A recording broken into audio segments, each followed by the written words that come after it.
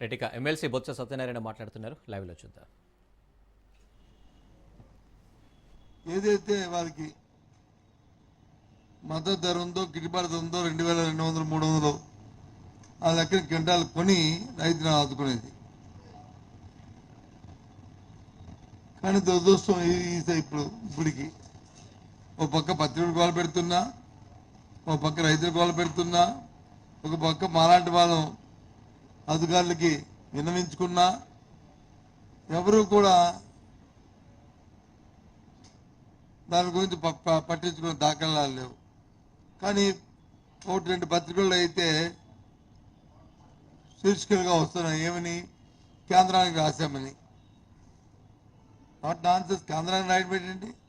రైతుల తాలూకు ఇంత సీరియస్ అయిన సమస్యలు ప్రభుత్వం కేంద్రాన్ని రాస్తారా?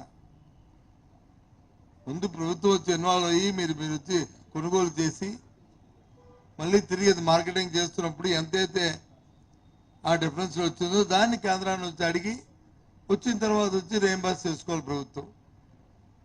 జరుగుతుంది ఆంధ్ర రాష్ట్రంలో. కానీ అసలు లేదే. ఏమైనా ప్రతిపక్షంగా మేము కానీ మాట్లాడితే ఇవి రాజకీయం చేస్తున్నారు, రాజకీయం మాట్లాడుతున్నారు అని చెప్పి మమ్మల్ని నిందలేయడానికి ప్రయత్నం చేస్తున్నారు.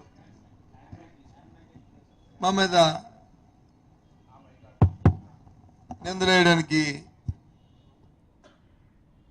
ప్రయత్నం చేస్తున్నారు. ఇది సమంజసం అండి? ఎందుకు మీరు మొక్కజొన్నకు సంబంధించిన